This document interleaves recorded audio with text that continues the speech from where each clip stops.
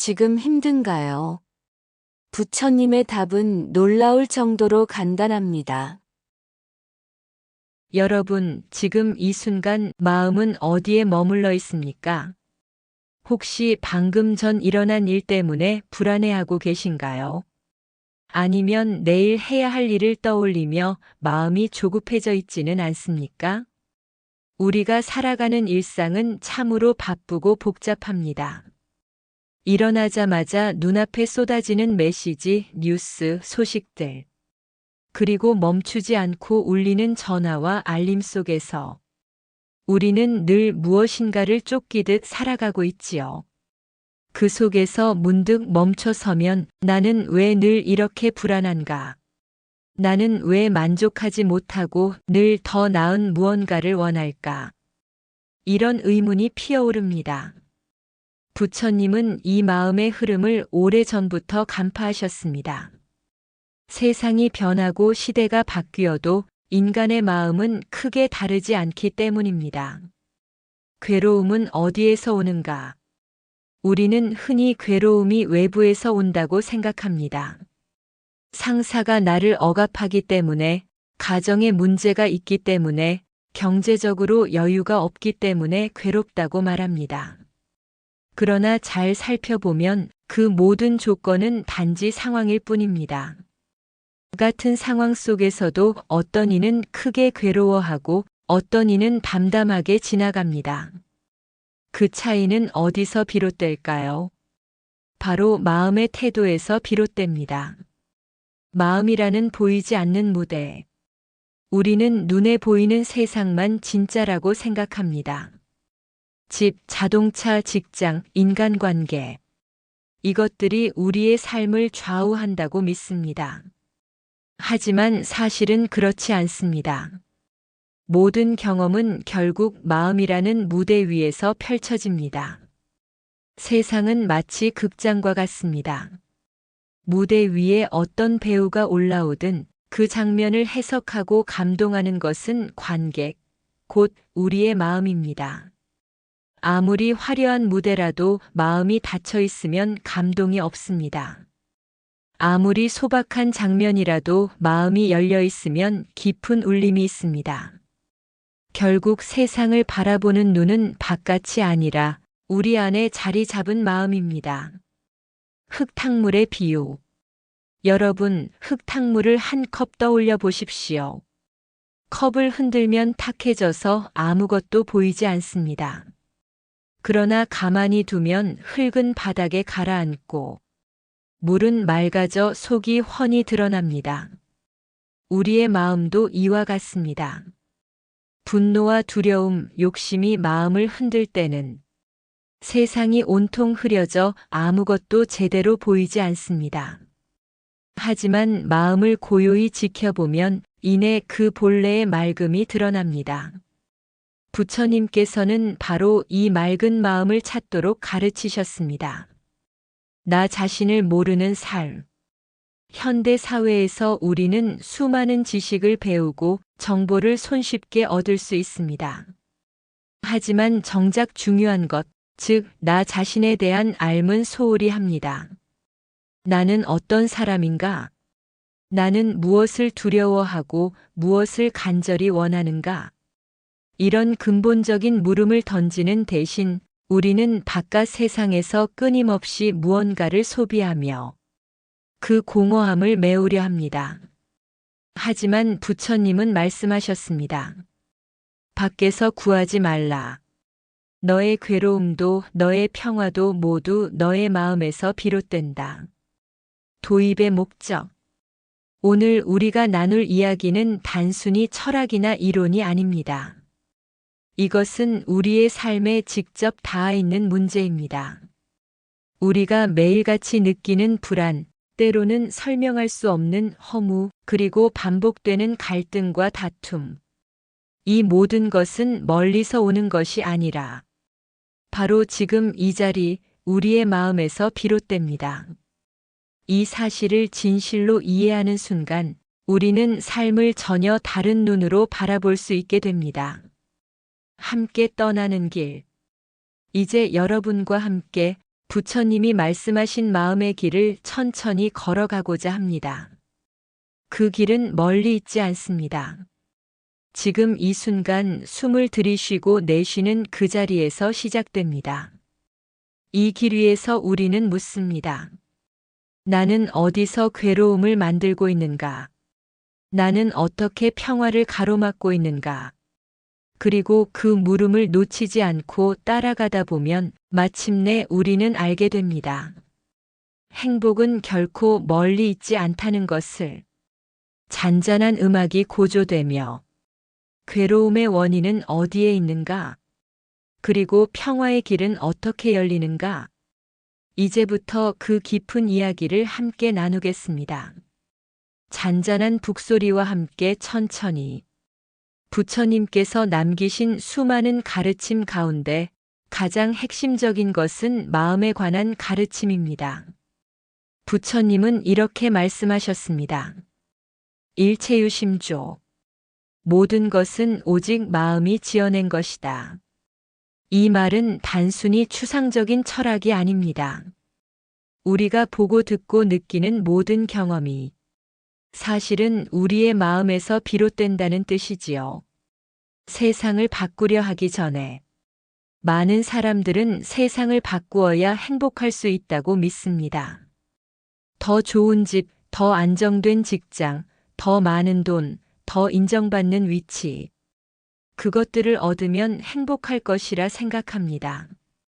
하지만 세상은 우리의 뜻대로 움직이지 않습니다. 사랑하는 사람도 변하고 재산도 흩어지고 건강마저도 영원히 지켜지지 않습니다. 이 무상의 진리를 모른 채 세상만을 붙잡으려 하면 우리는 끝없는 좌절 속에서 괴로움을 반복할 뿐입니다. 부처님은 말씀하셨습니다. 밖의 세상을 바꾸려 애쓰지 말고 먼저 너의 마음을 살펴라. 사성제 괴로움과 그 원인. 부처님께서 처음 설하신 법은 사성제였습니다. 이것은 삶의 본질을 밝히는 4가지 진리입니다. 첫째, 고제. 삶은 괴로움으로 가득 차 있다는 사실. 태어남도 늙음도 병듦도 죽음도 괴로움이며 원하는 것을 얻지 못하는 것도 원치 않는 것을 만나야 하는 것도 괴로움이라는 진리입니다. 둘째, 집제. 그 괴로움의 원인은 어디에서 오는가? 바로 가래, 끝없는 집착과 욕망에서 비롯된다는 것입니다. 더 가지려는 마음, 더 오래 붙잡으려는 마음이 스스로 괴로움을 불러옵니다. 셋째, 멸제. 그렇다면 괴로움은 영원히 계속되는가? 아닙니다. 집착을 내려놓으면 괴로움은 사라집니다. 마치 불에 기름을 더하지 않으면 불길이 저절로 꺼지듯 마음을 붙잡는 욕망을 내려놓을 때 평화가 찾아옵니다. 넷째, 도제. 괴로움을 멸하는 길이 있습니다. 그것이 바로 팔정도, 곧 바른 길을 실천하는 삶입니다. 팔정도의 길. 팔정도란 8가지 바른 길을 뜻합니다. 정견 바르게 보는 것. 세상이 무상하고 괴로움이 집착에서 비롯됨을 올바르게 보는 지혜입니다. 정사 바르게 생각하는 것. 욕심과 분노, 해치려는 마음 대신 자비와 평화의 마음을 키웁니다. 정어 바른 말을 하는 것. 거짓말, 험담, 쓸데없는 말을 삼가고 남을 살리는 말을 씁니다. 정업 바른 행동을 하는 것. 살생이나 도둑질, 남을 해치는 일을 버리고 자비로운 행동을 실천합니다. 정명 바른 생계. 남을 속이거나 해치지 않는 깨끗한 삶의 방식을 선택하는 것입니다. 정정진 바른 노력. 악한 마음은 줄이고 선한 마음을 키우려는 꾸준한 정진입니다. 정념 바른 알아차림. 지금 이 순간 몸과 마음의 움직임을 또렷하게 알아차리는 것입니다. 정정 바른 집중. 산란한 마음을 고요히 모아 지혜를 드러내는 깊은 선정의 상태입니다. 이 팔정도의 길은 단순한 도덕 교훈이 아닙니다. 우리 삶의 괴로움을 치유하고 진정한 평화를 여는 실천의 길입니다. 마음의 주인이 되는 법. 부처님 가르침의 핵심은 한마디로 요약할 수 있습니다. 너의 마음을 너의 주인으로 삼지 말고 너의 마음의 주인이 되어라. 우리는 흔히 마음이 시키는 대로 살아갑니다. 분노가 일어나면 그 분노에 끌려가고 욕심이 일어나면 그 욕심에 사로잡히며 두려움이 일어나면 그 두려움에 휘둘립니다. 그러나 수행을 통해 마음을 바라보면 우리는 점점 마음의 주인이 됩니다. 분노가 일어나도 내 안에 분노가 있구나 하고 알아차릴 수 있고 욕망이 올라와도 이것은 욕망일 뿐이구나 하고 바라볼 수 있습니다. 그 순간 우리는 더 이상 감정에 휘둘리지 않고 마음을 지켜보는 주인이 됩니다. 현대인의 삶과 연결하기. 오늘날 많은 이들이 불안과 우울을 호소합니다. 정보는 넘치고 물질은 풍요롭지만 마음은 오히려 더 가난해졌습니다. 이때 필요한 것은 새로운 기술이나 더 많은 성취가 아니라 오히려 부처님께서 가르쳐 주신 마음의 길입니다. 내 마음을 바로 보고 집착을 놓고 평화를 스스로 가꾸는 길이지요. 음악이 잔잔히 흐르며 삶의 괴로움은 어디에서 비롯되는가? 그리고 우리는 어떻게 그 괴로움을 멈출 수 있는가? 부처님은 분명히 말씀하셨습니다. 모든 괴로움은 마음에서 비롯된다. 그러므로 마음을 바르게 다스리면 세상은 곧 평화로워진다. 여러분, 마음을 다스린다는 것이 과연 무엇일까요? 추상적인 개념처럼 들릴 수도 있습니다. 그래서 부처님께서는 늘 쉬운 비유와 사례를 통해 제자들에게 가르침을 전하셨습니다. 오늘은 그 몇 가지를 함께 살펴보겠습니다. 흙탕물과 맑은 물. 먼저 다시 한번 흙탕물의 비유를 떠올려 봅시다. 컵 안에 흙과 물을 넣고 마구 저어버리면 물이 온통 탁해져서 아무것도 보이지 않습니다. 그런데 우리가 그 컵을 그냥 내려놓고 기다리면 시간이 흐를수록 흙은 가라앉고 맑은 물이 위로 드러납니다. 우리의 마음도 똑같습니다. 분노, 두려움, 욕심이 일어나면 마음은 흙탕물처럼 흐려져서 사실과 진실을 볼 수 없게 됩니다. 하지만 잠시 멈추고 호흡을 가라앉히며 지켜보면 그 감정은 서서히 가라앉습니다. 그 속에서 우리는 본래의 맑고 고요한 마음을 발견합니다. 마음의 원숭이. 부처님은 또 이렇게 말씀하셨습니다.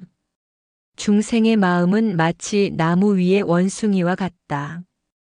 여러분, 원숭이가 나무 위를 뛰어다니는 모습을 상상해 보십시오. 잠시도 가만히 있지 못하고 이 가지에서 저 가지로 끊임없이 옮겨 다닙니다. 우리의 마음도 그렇습니다. 어제의 일로 화가 나 있다가도 곧 내일의 걱정으로 옮겨가고 다시 다른 욕망으로 뛰어듭니다. 이 산란한 마음을 그저 쫓아다니다 보면 우리는 지치고 괴로워질 수밖에 없습니다. 그러나 수행이란 그 원숭이를 잡아 가두는 것이 아니라 그저 그 원숭이가 이리저리 뛰노는 모습을 조용히 바라보는 일입니다. 그 순간 마음은 점차 고요를 되찾게 됩니다. 불타는 집의 비유. 경전에는 불타는 집의 비유가 나옵니다. 어느 날 큰 집에 불이 붙었습니다. 그 집 안에는 어린아이들이 있었지요. 아이들은 불길이 번지고 있는데도 장난감에 정신이 팔려 밖으로 나오려 하지 않았습니다. 어른은 아이들을 살리기 위해 이렇게 말했습니다. 밖에 나가면 더 좋은 장난감이 있다. 그 말을 듣고서야 아이들은 집 밖으로 뛰어나왔습니다. 마침내 아이들은 불길에서 벗어나 목숨을 구할 수 있었지요. 우리의 삶도 이와 같습니다. 세상은 무상하여 언제나 불타고 있습니다. 그러나 우리는 집착이라는 장난감에 매달려 위험을 알아차리지 못합니다. 부처님께서는 중생을 살리기 위해 더 큰 지혜와 자비의 길을 보여주셨습니다. 그것이 바로 수행의 길, 깨달음의 길입니다. 현대인의 일상 속 사례. 이제는 현대인의 삶 속 예를 들어보겠습니다. 한 청년이 있었습니다. 그는 언제나 불안했습니다. 직장에서 조금만 실수를 해도 나는 쓸모없는 사람이다라는 생각이 머리를 지배했습니다. 사랑하는 사람과 사소한 다툼이 생겨도 이 관계는 끝날 거야라는 불안이 그를 짓눌렀습니다. 그러던 그가 우연히 명상을 배우게 되었습니다.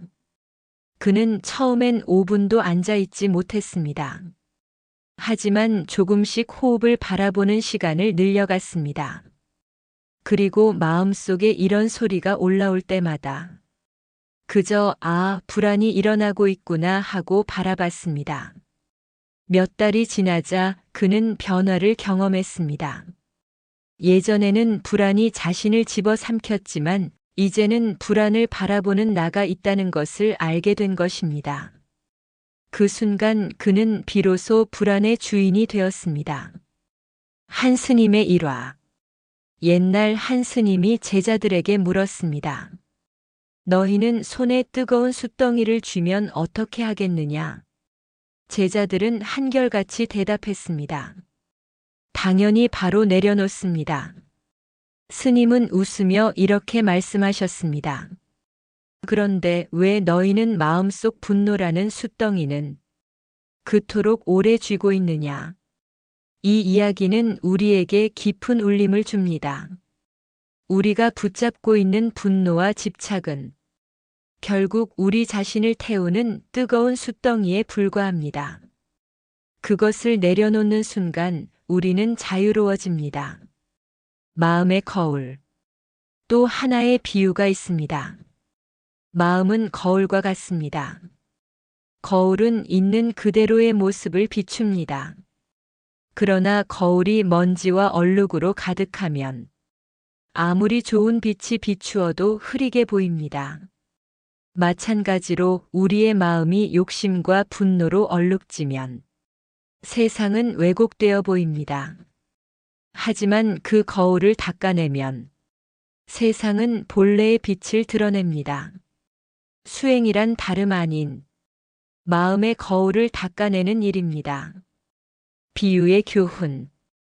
여러분, 이 모든 비유가 전하는 메시지는 하나입니다. 세상은 늘 변화합니다. 불길처럼 타오르고 원숭이처럼 산만하고 흙탕물처럼 흐려질 때가 많습니다.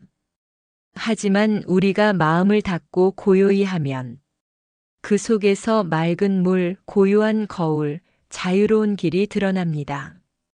부처님께서는 비유와 사례를 통해 중생들이 쉽게 깨닫도록 길을 열어주셨습니다. 그리고 그 길은 지금 우리에게도 열려 있습니다. 여러분은 지금 어떤 집착을 붙잡고 있습니까?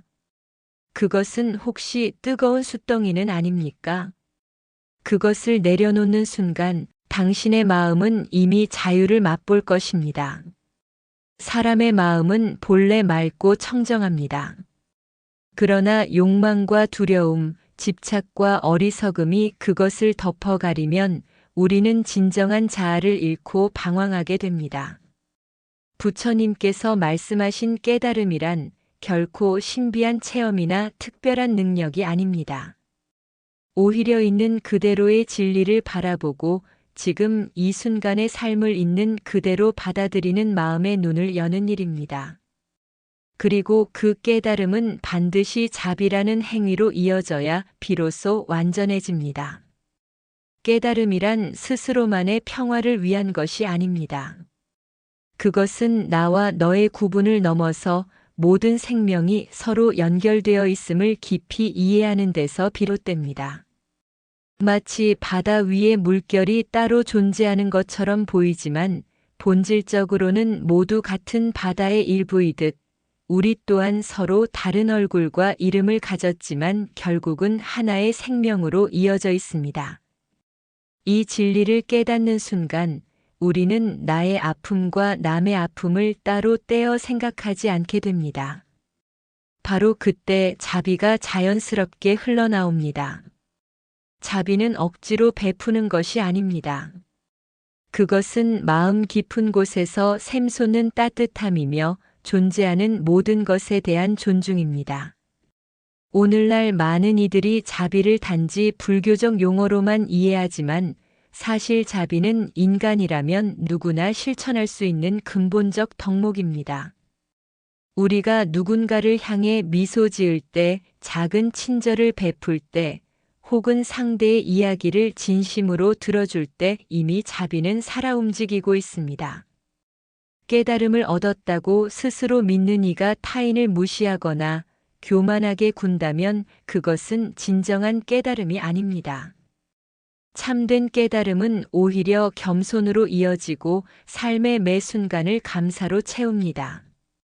그리고 그것은 반드시 실천이라는 구체적인 모습으로 드러나야 합니다. 부처님께서는 지혜와 자비는 새의 두 날개와 같다고 말씀하셨습니다.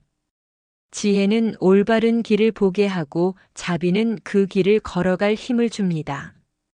두 가지가 균형을 이룰 때 우리는 진정 자유로운 삶을 살 수 있습니다.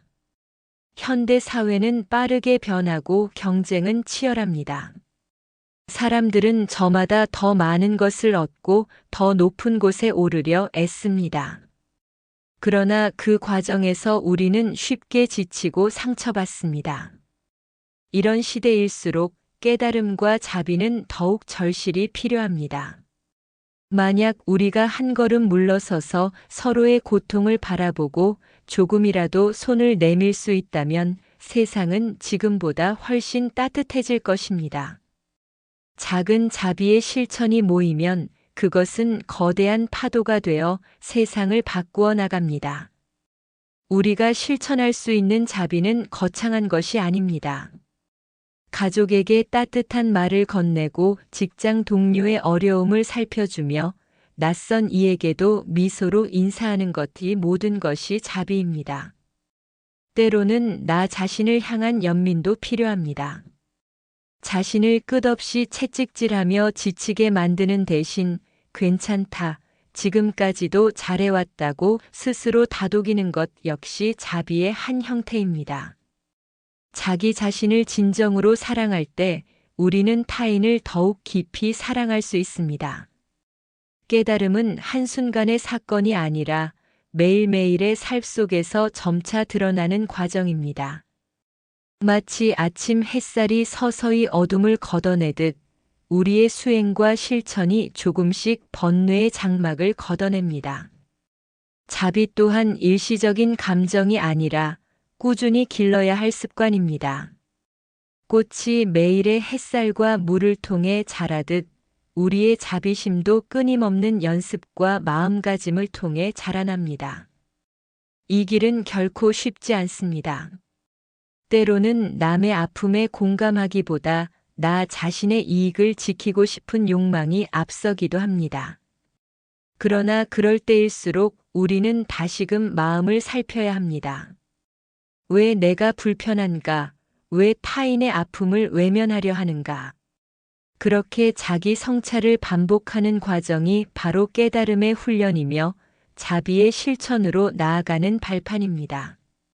마지막으로 기억해야 할 것은 깨달음과 자비는 거대한 이상이 아니라 지금 이 자리에서 실천할 수 있는 삶의 길이라는 점입니다. 우리가 먹는 한 끼의 밥에 감사하며 만나는 사람에게 진심으로 인사할 때 그 순간 이미 깨달음은 우리와 함께 하고 있습니다. 그리고 그 순간의 마음이 또 다른 자비의 씨앗이 되어 세상 어딘가에서 누군가의 마음을 따뜻하게 밝혀줍니다. 이제 우리는 부처님의 말씀을 따라 삶의 본질과 마음의 작용, 그리고 깨달음과 자비의 의미를 차례로 살펴보았습니다. 그러나 법문은 단순히 듣고 감동하는 데서 그쳐서는 안 됩니다. 그것은 곧 실천으로 이어져야만 진정한 힘을 발휘합니다. 오늘 이 자리를 마무리하며 저는 부처님께서 주신 가르침을 우리의 일상 속에 녹여낼 수 있는 구체적인 방법들을 함께 나누고자 합니다. 1. 마음을 살피는 첫걸음 멈추어 보기. 현대인의 삶은 늘 빠르게 흐릅니다. 아침에 눈을 뜨자마자 휴대폰을 확인하고 정신없이 하루를 보내며 밤에는 지친 몸과 마음으로 쓰러지듯 잠드는 경우가 많습니다. 하지만 이처럼 바쁘게 달려가는 동안 정작 가장 중요한 것, 나 자신의 마음을 돌아보지 못하는 경우가 많습니다. 부처님은 늘 말씀하셨습니다. 마음을 잘 다스리는 것이 곧 모든 수행의 시작이다. 따라서 우리가 첫걸음으로 삼아야 할 것은 잠시 멈추어 서는 일입니다. 하루에 단 5분이라도 좋습니다. 조용히 앉아 자신의 호흡을 바라보고 지금 이 순간의 감정을 살피십시오. 분노가 일어나는지, 불안이 스며드는지, 혹은 기쁨이 피어나는지, 그냥 있는 그대로 지켜보기만 하십시오. 억누르거나 쫓아내려 하지 말고 마치 하늘 위에 구름이 흘러가듯 바라보는 것입니다. 이 작은 습관은 단순해 보이지만 마음의 평화를 되찾는 가장 확실한 실천입니다. 2. 자비의 언어 따뜻한 말 한마디. 우리가 살면서 가장 쉽게 실천할 수 있는 자비는 말입니다. 하루에도 수십 번 우리는 누군가와 말을 주고받습니다. 그런데 그 말 한마디가 상대방의 하루를 지옥처럼 만들기도 하고 천국처럼 바꾸기도 합니다. 부처님께서는 부드러운 말은 천국의 문을 여는 열쇠와 같다고 하셨습니다. 오늘부터라도 가족에게, 친구에게, 동료에게 따뜻한 말을 건네보십시오. 고마워. 괜찮아. 내 덕분이야. 그 짧은 말이 누군가의 지친 마음에 커다란 위로가 됩니다. 그리고 그 순간 자비는 이미 여러분의 삶 속에서 살아 숨쉬고 있습니다. 3. 일상 속 보시 작은 나눔의 힘. 많은 이들이 보시라는 말을 거창하게만 여깁니다. 돈을 많이 내거나 거대한 봉사를 해야만 한다고 생각합니다. 그러나 진정한 보시는 그렇게 크고 대단한 것이 아닙니다. 길가에서 만난 이웃에게 따뜻한 음료를 건네는 것, 힘들어하는 동료의 업무를 잠시 도와주는 것, 혹은 어려움에 처한 사람에게 나는 내 편이야라고 말해주는 것, 이 모두가 보시입니다. 나눔은 반드시 크지 않아도 됩니다. 중요한 것은 마음의 진정성입니다.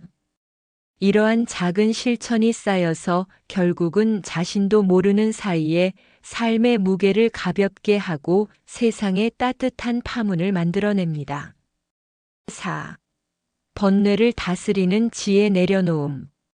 우리가 괴로워하는 이유의 대부분은 집착 때문입니다.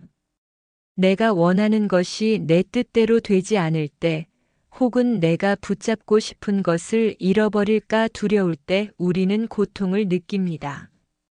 부처님께서는 무상을 강조하셨습니다. 모든 것은 변합니다.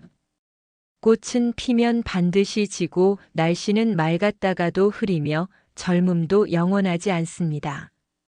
이 진리를 깊이 이해한다면 집착을 조금씩 내려놓을 수 있습니다. 물론 처음부터 모든 집착을 버리기는 어렵습니다. 그러나 작은 연습은 가능합니다. 오늘 하루 동안 불필요한 욕망 하나를 내려놓아 보십시오. 필요 이상의 물건을 사지 않는다든지, 불필요한 분노를 억지로 키우지 않는다든지, 작은 욕심 하나를 비워내는 순간 마음은 놀랍도록 가벼워집니다. 5. 자신을 향한 연민 나 또한 보살펴야 한다. 우리는 종종 타인에게는 자비로우면서도 정작 자신에게는 너무나 가혹합니다. 왜 나는 이것밖에 안 되지? 나는 늘 부족해. 이런 자기 비난은 마음을 병들게 합니다. 부처님께서 말씀하신 자비에는 자기 자신을 향한 연민도 포함됩니다. 오늘부터는 자신에게 이렇게 말해 보십시오. 나는 충분히 잘하고 있다.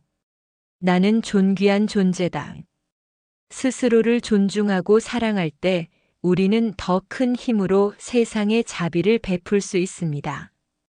6. 공동체와 함께 걷기 홀로가 아닌 길. 마지막으로 수행과 실천은 혼자만의 싸움이 아닙니다. 같은 길을 걷는 이들과 함께할 때 우리는 더 쉽게 흔들리지 않고 더 깊이 성장할 수 있습니다. 불교에서는 이를 승가라하여 수행 공동체의 중요성을 강조했습니다. 오늘날 우리의 공동체는 꼭 절집에만 있지 않습니다. 가까운 가족이 될 수도 있고 친구가 될 수도 있습니다.